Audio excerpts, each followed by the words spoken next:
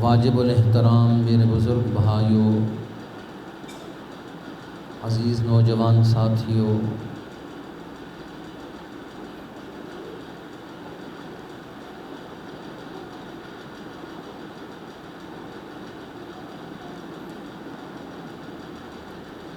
اللہ رب العزت نے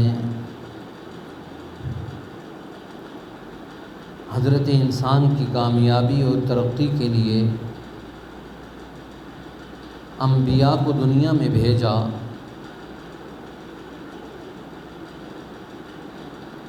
اور انبیاء نے انسانیت کی رہنمائی اور ترقی کے وہ اصول اور وہ قانون بتلائے جس سے ایک انسان کی دنیا بھی ترقی کی طرف چلی جاتی ہے، دنیا میں بھی اس کو رفعت، کمال اور بلندی حاصل ہو جاتا ہے، دنیا کی سعادتیں، دنیا کی کامرانیاں، دنیا کی رفعتیں اس کی طرف متوجہ ہو جاتی ہیں، اور اسی بنیاد پر ایک انسان آخرت کی ترقی بھی اللہ اور اس کے رسول کے حکموں کو سامنے رکھ کر ان پر عمل کی قوت پیدا کر کے اپنی دنیا کو بھی جنت بنا لیتا ہے، اور اپنی آخرت کی سعادت اور کامیابیوں اور کامرانیوں کو بھی سمیٹ لیتا ہے۔ اور انسان کی سعادت، انسان کی خوشبختی یہ ہے کہ وہ اللہ اور اس کے رسول کی اطاعت اپنے اندر منتقل کر لے، اور یہ جذبہ اس انسان کو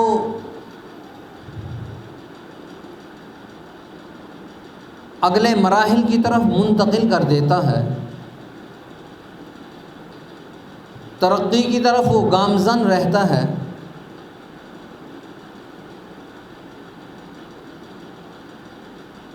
نبی اکرم صلی اللہ علیہ وسلم کے صحابی حضرت ابو ہریرہ رضی اللہ تعالی عنہ، جو بڑی عمر میں مسلمان ہوئے،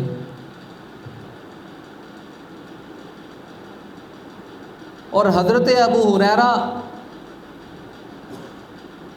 اللہ کے حبیب صلی اللہ علیہ وسلم کی مجلس اور صحبت میں آتے، بیٹھتے، اللہ کے حبیب کی بات کو سنتے، تو ذہن سے کچھ باتیں چلی جاتی، کچھ رہ جاتی، یاد نہ رہتا۔ اب بڑی عمر ہے، اس لیے کہتے ہیں النقش فی الصغر کالنقش فی الحجر، بچپن کی جو بات ہے وہ پتھر پہ لکیر ہوتی ہے، اور جب انسان بوڑھا ہو جائے پھر کوئی بات، کوئی چیز یاد کرے تو پھر وہ پانی پہ لکیر ہوتی ہے۔ النقش فی الصغر کالنقش فی الحجر،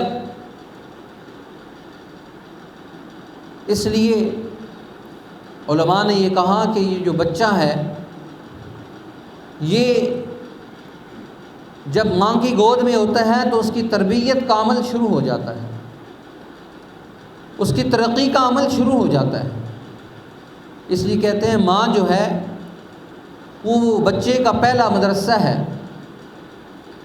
اس لیے کہتے ہیں کہ ایک انسان جب دنیا میں آتا ہے، گود سے لے کر گور تک، یعنی ماں کی گود سے لے کر قبر کے اندر تک، جب تک وہ قبر میں نہیں اترتا، جب تک اس کے جسم اور روح کا تعلق ختم نہیں ہوتا، اس وقت وہ سیکھتا رہتا ہے۔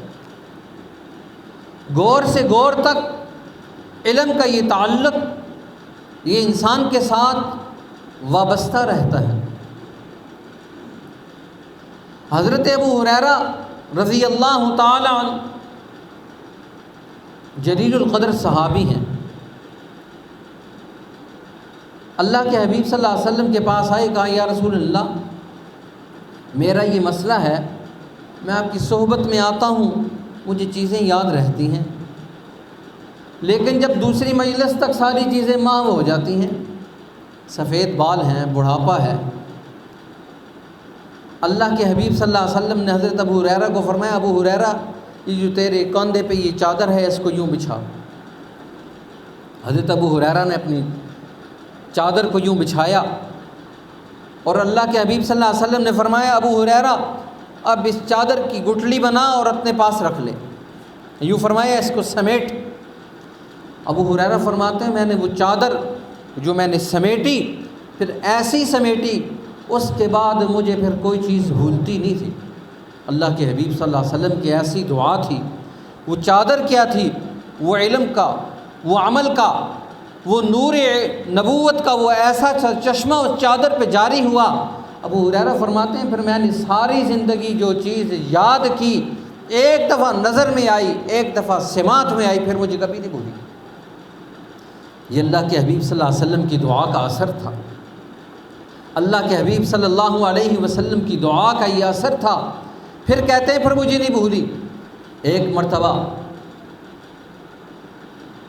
عبد الملک اموی بادشاہ تھے، ساری دنیا پر انہوں نے حکومت کی۔ ان کے پاس کسی نے کہا ابو ہریرہ بہت احادیث نقل کرتے ہیں، سمجھ نہیں آتی۔ اب بادشاہ بڑے سمجھدار ہوا کرتے تھے، انہوں نے حضرت ابو ہریرہ کو دعوت پر مدعو کیا، ان کی خدمت کی، اور بہت سارے اصحاب رسول اور بھی آئے، صحابہ کا مجمع اور بھی تھا۔ عبد الملک خود بھی بہت بڑا عالم تھے، حدیث کے ساتھ ان کو ذوق تھا، شوق تھا، تعلق تھا۔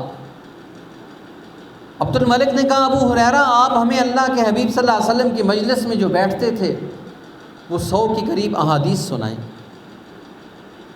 حضرت ابو ہریرہ رضی اللہ تعالی عنہ نے سند کے ساتھ احادیث سنا دی۔ بات آئی گئی ہو گئی، پھر 1 سال کے بعد دوبارہ عبد الملک نے اسی طرح ایک پوری مجلس منعقد کی، حضرت ابو ہریرہ کو دعوت پر مدعو کیا اور آپ کو کھانا کھلایا، اور جس پچھلے سال جتنے افراد تھے سب دوبارہ مدعو کیے، اس مجلس میں سارے آئے۔ حضرت ابو ہریرہ رضی اللہ تعالیٰ عنہ وہاں بیٹھے ہیں، پردے کے پیچھے وہی پچھلے سال والے 2 کاتب بیٹھے ہیں۔ انہوں نے حضرت ابو ہریرہ رضی اللہ تعالیٰ عنہ کی جتنی احادیث تھیں وہ نقل کر لی، لکھ لی، کاتب نے لکھ لی۔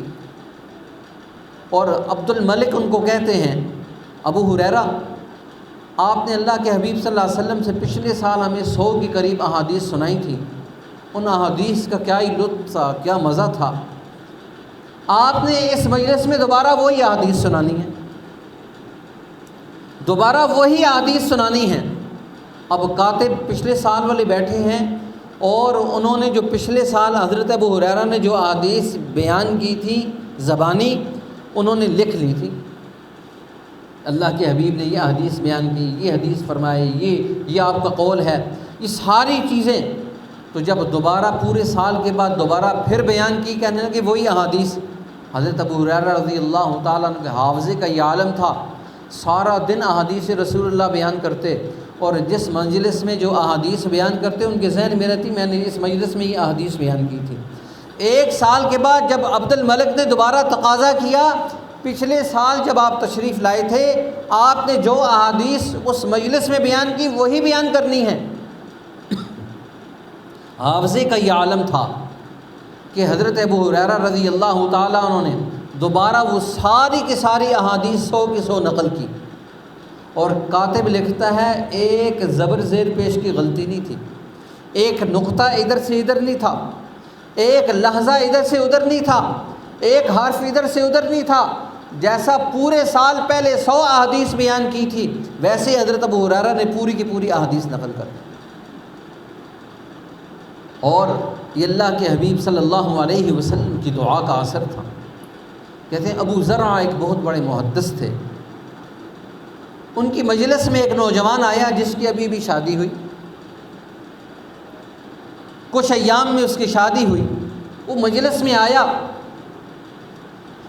میں آیا تو ایک رات وہ دیر سے گیا تو گھر کے اندر اس کی اہلیہ نے اس کے ساتھ کہا کیوں دیر سے آئے ہو، کہاں گھومتا پھرتا رہتا ہے؟ اس نے کہا میں تو ابو ذرا کی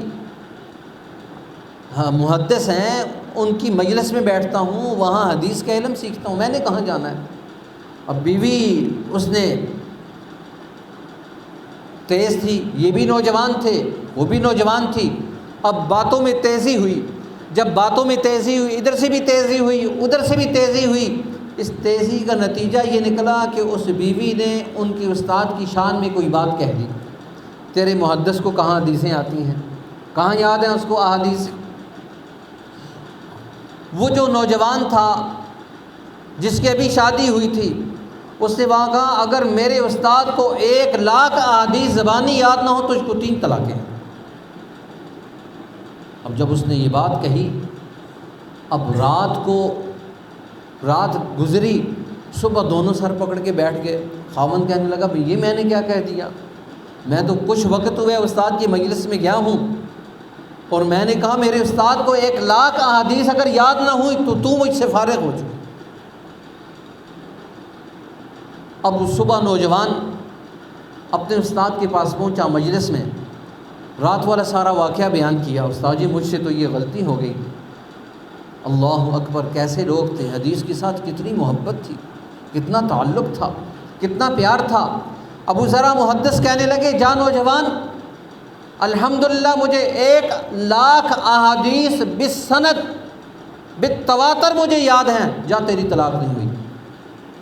1,00,000 احادیث، اللہ کے حبیب نے یہ فرمایا، صحابی نے یہ کہا، تابعی نے یہ کہا، تبع تابعی نے یہ کہا، اس کے شاگرد نے یہ کہا، یہاں تک کہ ابو ذرا سے لے کے جناب محمد الرسول اللہ صلی اللہ علیہ وسلم تک جتنی سندیں تھی، جتنی اسناد تھی، جتنے بیچ میں راوی تھے، یہ پورا سلسلہ الذہب ابو ذرا کو زبانی یاد تھی۔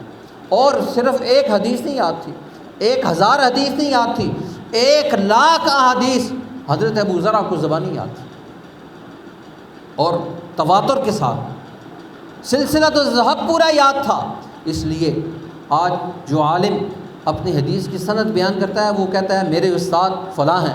جیسے میں کہتا ہوں میں نے جامعہ اشرفیہ میں دورہ حدیث کیا لاہور میں، ہمارے وہاں پر جو استاد تھے وہ حدیث کے جو استاد تھے مولانا موسیٰ خان صاحب رحمۃ اللہ علیہ تھے، اور اسی طرح یہ سند کے ساتھ یہ اوپر تک یہ سلسلہ الذہب چلا جاتا ہے، ان کے استاد پھر ان کے استاد پھر ان کے استاد، یہاں تک کہ یہ پورا سلسلہ الذہب اللہ کے حبیب صلی اللہ علیہ وسلم تک چلا جاتا ہے۔ جو عالم اپنی پوری سند کو اس طرح اپنی پوری سند کو اللہ کے رسول تک نہیں پہنچاتا، فرمایا اس کو حدیث بیان کرنے کی اجازت نہیں تھی، وہ حدیث بیان نہیں کر سکتا۔ اس کو حدیث بیان کرنے کی اجازت اہل علم، فقہاء، محدثین اس کو اجازت نہیں دیتے، وقت کے حکمران اس کو اجازت نہیں دیتے کہ تو کیسے حدیث رسول اللہ بیان کرتا ہے، تیرا تو استاد ہی نہیں۔ بغیر استاد کے حدیث رسول اللہ کو بیان کرنا، ابو ذرا کہتے ہیں جا نوجوان تیری طلاق نہیں ہوئی، الحمدللہ مجھے پورے سلسلہ الذہب کے ساتھ 1,00,000 احادیث زبانی ازبر ہیں، یاد ہے۔ یہ اللہ نے ان پر یہ کرم کیا، یہ فضل اور یہ انعام کیا۔ یہ فضل اور انعام کیوں ہوا؟ یہ فضل اور انعام کیوں ہوا؟ اس لیے کہ الحمدللہ ان لوگوں نے حدیث رسول اللہ کے ساتھ محبت کی، تعلق رکھا۔ ایسی محبت، ایسا تعلق، اس کی بنیاد پر حضرت ابو ہریرہ رضی اللہ تعالیٰ عنہ کو اللہ کے حبیب صلی اللہ علیہ وسلم نے یہ دعا دی، اور عبد الملک امتحان لیتے ہیں، امتحان میں حضرت ابو ہریرہ کامیاب ہوتے، اور حدیث رسول اللہ میں آپ بخاری، مسلم، ترمذی، ابن ماجہ، موطا امام مالک، موطا امام محمد، آپ کسی بھی حدیث کی کتاب کو اٹھا کر دیکھیں، سب سے زیادہ احادیث رسول اللہ جس کی آپ کو ملے گی وہ امیر المؤمنین فی الحدیث سیدنا حضرت ابو ہریرہ رضی اللہ تعالیٰ عنہ۔ حدیث کے ساتھ اتنا پیار، اتنا تعلق، اتنی محبت۔ کہتے ہیں امام مالک رحمۃ اللہ علیہ حدیث رسول اللہ مدینہ منورہ میں دے رہے ہیں، ان کو امام دار الہجرہ اور امام مدینہ بھی کہا جاتا ہے۔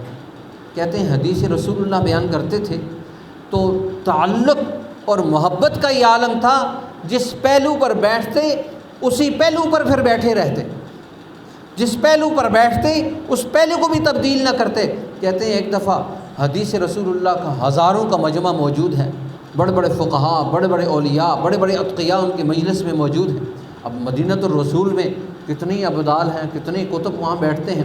امام مالک رحمۃ اللہ علیہ کے مجلس میں سارے بیٹھتے ہیں۔ اب امام مالک رحمۃ اللہ علیہ حدیث بیان فرماتے ہیں، حدیث بیان فرما رہے ہیں تو کہتے ہیں کہ ان کے چہرے کا رنگ متغیر ہونا شروع ہو گیا، چہرے پر تکلیف کے آثار واضح ہونا شروع ہو گئے۔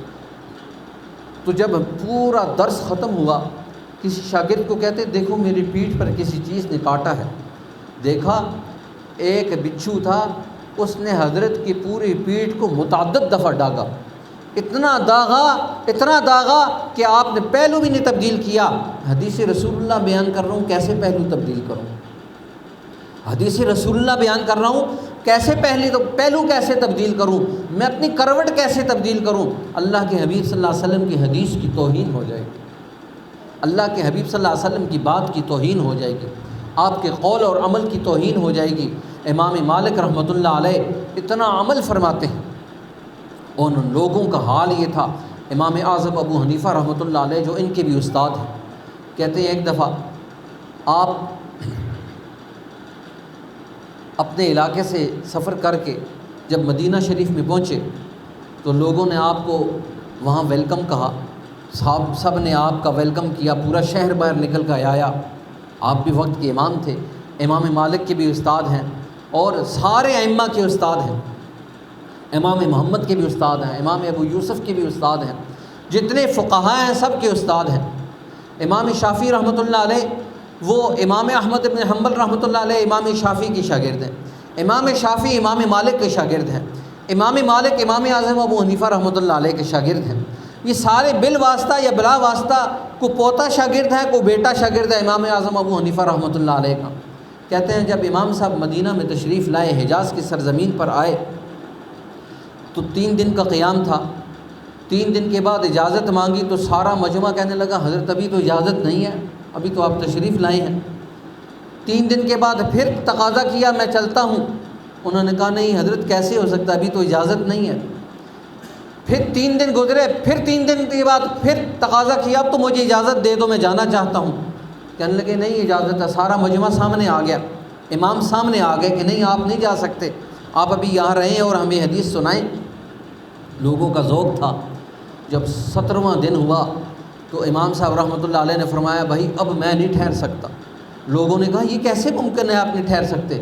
کہنے لگے 17 دن ہو گئے ہیں، میں نے مدینہ الرسول میں مجھے پخانے کی اتنی سخت حاجت ہو رہی ہے، اب میں باقی اب میں اس کو جو ہے نا جی اختیاری طور پر میں اس کو کنٹرول نہیں کر سکتا۔ مدینہ کی سرزمین پر آپ نے یہ گوارا نہیں کیا کہ میں یہاں پر پخانہ پیشاب کر رہا ہوں۔ اتنی محبت تھی ان لوگوں کو، حدیث رسول اللہ کے ساتھ کتنا تعلق تھا، اس زمین کے ساتھ کتنا پیار تھا، اس زمین کے ساتھ کتنا تعلق تھا۔ مدینہ کے اندر امام اعظم ابو حنیفہ رحمۃ اللہ علیہ 17 دن تک اپنی اس اضطراری حالت کو کنٹرول کرتے ہیں اور کہتے ہیں مجھے اجازت دے دو، اب میں یہاں ٹھہر نہیں سکتا، اب میرے اندر کنٹرول کی کیفیت ختم ہو چکی ہے۔ 17 دن تک آپ نے وہاں پر اس عالم کے اندر گزارا۔ آپ دیکھیں ان لوگوں کا محبت کا کیا عالم ہوگا، تعلق کیا ہوگا اللہ کے حبیب صلی اللہ علیہ وسلم کے ساتھ۔ اللہ کے حبیب صلی اللہ علیہ وسلم کی حدیث کے ساتھ اتنی محبت ہے، آپ کی زمین کے ساتھ اتنی محبت ہے، آپ کے اعمال کے ساتھ اتنی محبت ہے۔ اس لیے ساری دنیا کے اندر آپ دیکھیں فقہ حنفیہ وہ کس طرح جاری اور ساری ہے۔ اس لیے جب انسان حدیث رسول اللہ کے ساتھ محبت کرتا ہے، تعلق قائم کرتا ہے، پھر اللہ کے ہاں اس انسان کا ایک مقام بنتا ہے، مرتبہ بنتا ہے۔ اس لیے نبی اکرم صلی اللہ علیہ وسلم نے فرمایا کہ اللہ رب العزت اس آدمی کے چہرے کو تر و تازہ رکھے، فوعاها فاداها کما سمع، جو میری بات کو سنتا ہے، سن کر آگے منتقل کرتا ہے، سنتا ہے سن کر آگے منتقل کرتا ہے۔ اللہ کے حبیب صلی اللہ علیہ وسلم نے فرمایا اللہ اس چہرے کو تر و تازہ رکھے، اس کو خوش بختی دے، اس کے چہرے کی تازگی رہے۔ جب چہرے کی تازگی رہتی ہے تو انسان کے جسم کی ساری تازگی رہتی ہے۔ اس لیے حدیث رسول اللہ کیا ہے؟ یہ اللہ کے حبیب صلی اللہ علیہ وسلم کی دعا ہے۔ جب انسان اس کے ساتھ محبت کرتا ہے، حدیث کے ساتھ محبت کرتا ہے، تعلق رکھتا ہے۔ حضرت ابو ہریرہ کو کتنی محبت تھی، جو میں نے آپ کے سامنے حدیث بیان کی کہ اللہ کے حبیب صلی اللہ علیہ وسلم کے ساتھ محبت اور تعلق یہ ہے، دن رات اللہ کے حبیب صلی اللہ علیہ وسلم کی صحبت میں بیٹھتے ہیں۔ اور ایک دفعہ کہنے لگے، یا رسول اللہ میں تو مسلمان ہو گیا، میری والدہ گھر میں ہیں اور وہ مسلمان نہیں ہیں، آپ دعا فرمائیں۔ اب دیکھیں حضرت ابو ہریرہ کو اپنی والدہ کی فکر ہے کہ وہ بھی اسلام لے ہے۔ اللہ کے حبیب صلی اللہ علیہ وسلم نے جیسے حضرت ابو ہریرہ کو دعا دی، اس کے بعد آپ کو کبھی کوئی چیز بھولتی نہیں تھی۔ اللہ کے حبیب صلی اللہ علیہ وسلم نے پھر یوں ہاتھ اٹھائے اور ابو ہریرہ بھاگتے ہوئے گھر گئے، کہنے لگے میں دیکھتا ہوں میں گھر میں پہلے پہنچتا ہوں یا اللہ کے حبیب صلی اللہ علیہ وسلم کی دعا پہلے پہنچتی ہے۔ دیکھا تو اندر سے نہانے کی آواز آ رہی تھی اور کلمہ طیبہ نہا کر پڑھنے کی آواز آ رہی تھی کہ اللہ کے حبیب صلی اللہ علیہ وسلم کی یہ دعا کا اثر تھا۔ حضرت ابو ہریرہ کی والدہ ادھر دعا کی، ادھر اللہ نے ان کو ایمان کی توفیق نصیب فرما دی۔ کتنی خوش بختی تھی، کتنے پیارے یہ لوگ تھے، اللہ کے حبیب صلی اللہ علیہ وسلم کی مجلس میں دن رات بیٹھتے تھے، صحبت کو اختیار کرتے تھے، تعلق اور محبت کو اختیار کرتے تھے۔ اس تعلق اور محبت کی بنیاد پر اللہ کے ہاں ان کا اتنا بڑا مرتبہ اور مقام ملا۔ آخری عمر میں مسلمان ہوئے، بوڑھے ہو کے مسلمان ہوئے، لیکن حدیث رسول اللہ اتنی کثرت کے ساتھ بیان کی کہ ساری زندگی پھر اس کے بعد اللہ کے حبیب صلی اللہ علیہ وسلم کی مجلس کو نہیں چھوڑا، آپ کی مجلس کو ہر وقت اختیار کیا۔ اتنا مجلس میں بیٹھے کہ امیر المؤمنین فی الحدیث کا لقب پایا۔ ہر کتاب میں حضرت ابو ہریرہ کی کثرت کے ساتھ روایات موجود ہیں۔ اللہ ہمیں اور اللہ ہم سب کو حدیث رسول اللہ کے ساتھ محبت نصیب فرمائے، تعلق نصیب فرمائے، اور اس کے ساتھ ایسا محبت اور ایسا تعلق اور ایسی نسبت نصیب فرمائے جس طرح جماعت صحابہ اور محدثین نے اس کے ساتھ محبت کی۔ اللہ مجھے اور آپ کو ہماری نسلوں کے اندر حدیث رسول اللہ کو منتقل فرمائے۔ وآخر دعوانا الحمدللہ رب العالمین۔ سنت